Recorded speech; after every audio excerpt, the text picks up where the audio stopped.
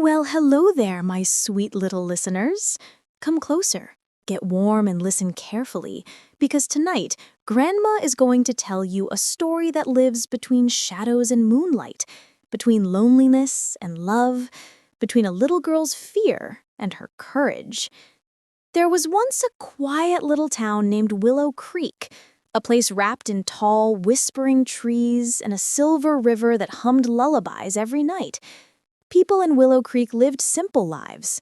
Their mornings smelled of warm bread, their afternoons were filled with children's laughter, and their evenings glowed gently under lanterns hanging from wooden porches. But the nights held secrets only the wind and the river knew. In this peaceful town lived a young girl named Elara. Elara wasn't like the other children. She didn't laugh loudly, she didn't run wildly in the fields, and she didn't enjoy crowds. Her heart was soft, her thoughts were deep, and her feelings were as delicate as the petals of the wildflowers she loved to pick. She spent most of her time alone, not because she wanted to be, but because she felt things so deeply that sometimes other people tired her little heart. There was only one person who truly understood her, her grandma. Grandma had warm eyes, soft hands, and a voice that sounded like the river's lullaby itself. Every evening, Elara and Grandma sat on the old wooden fence behind their small house. Together, they watched the sky change colors like a magic painting, gold, then pink, then purple. Grandma always whispered the same thing, her voice soft as falling leaves. The sky always paints a message for those who wait patiently. And every evening, Elara tried to see the message, but she never quite understood. Not yet. One evening, when the sun had just dipped behind the tallest trees and the world became honey-colored, Elara noticed something strange. Above the river, floating slowly like a tiny star, was a blue light, a soft, glowing blue light. She blinked. Maybe she imagined it. Maybe it was just a firefly. But fireflies didn't glow blue, and fireflies didn't stay still. This light pulsed gently, almost like it was calling to her. Elara turned to tell her grandma, but Grandma had already gone inside to stir the soup. Elara looked back at the river. The blue light flickered once more. Brighter this time. Her heart thudded. Something deep inside her, something lonely and quiet, pulled her toward it.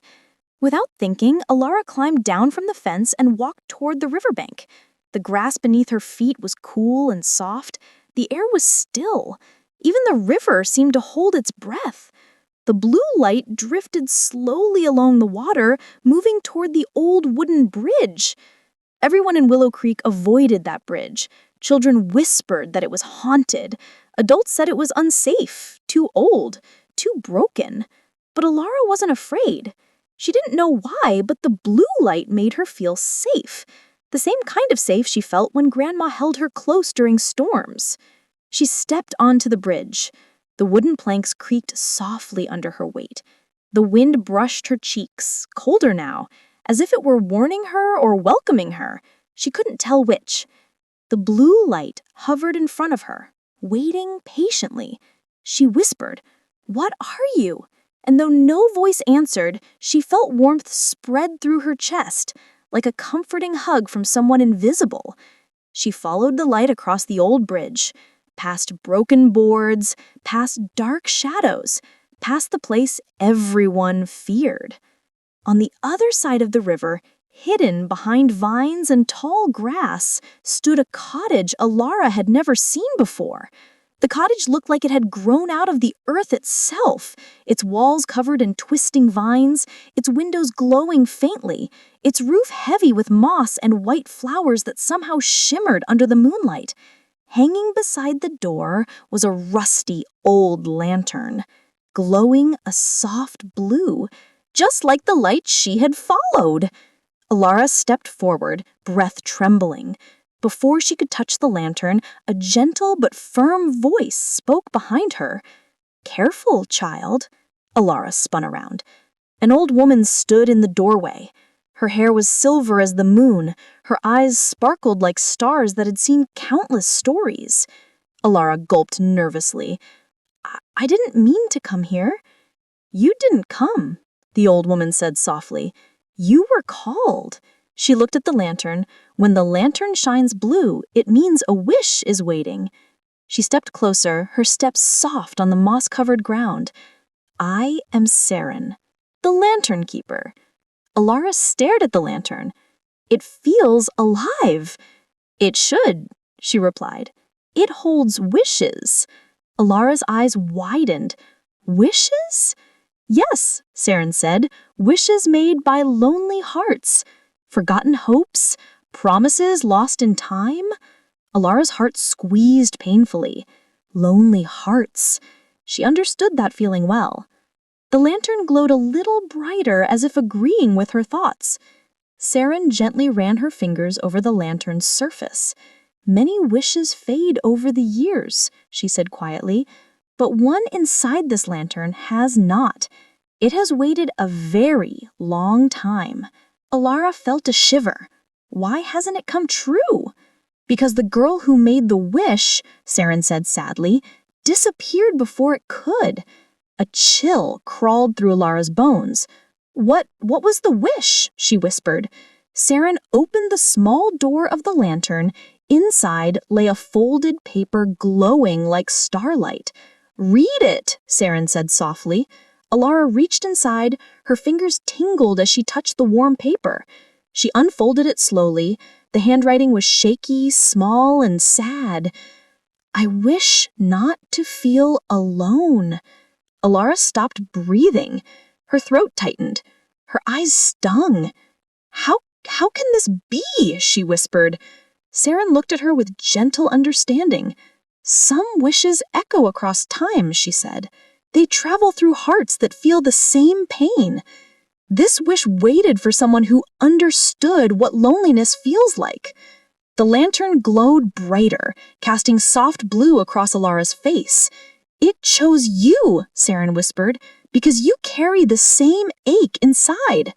Saren closed the lantern door and placed it gently into Elara's hands.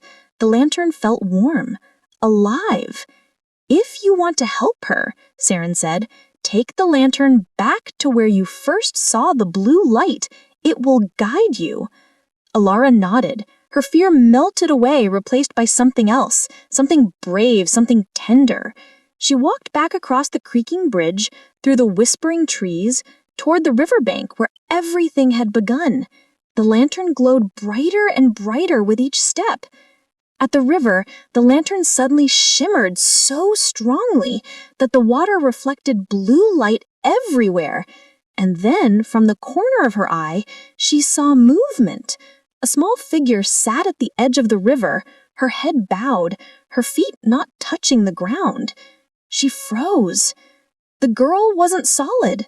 She was made of mist and moonlight. Her reflection did not appear in the water. She was not alive. She was a memory, a wish, a child made of sorrow and waiting. Elara approached slowly, her voice soft as the river's hum. "Hello?" The memory girl lifted her head. Her eyes were dark, full of longing, heavy with years of loneliness. Elara knelt beside her. "I think I found something that belongs to you." She held out the lantern. The memory girl stared at it, her expression trembling, her lips parted. "I wish not to be alone," she whispered. "I waited, but nobody came." Tears welled in Elara's eyes. "I know that feeling," she whispered. "Sometimes I feel that way too." For the first time, the memory girl looked directly at her. It felt like looking into a mirror that reflected her own heart. "Will you stay?" she whispered. Elara nodded. "I'll stay with you." They sat together by the river. The lantern glowed softly beside them.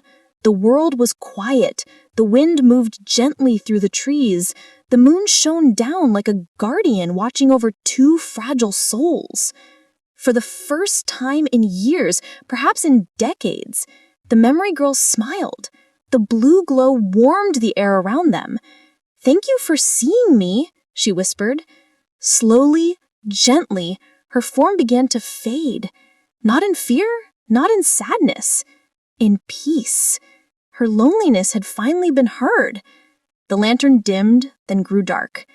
Its wish had been completed. Elara picked it up, feeling the soft warmth that still lingered. She walked back across the river, back towards Saren's cottage. Saren was waiting at the doorway, her eyes shining softly. "You did what no one else could," she said. "You lived."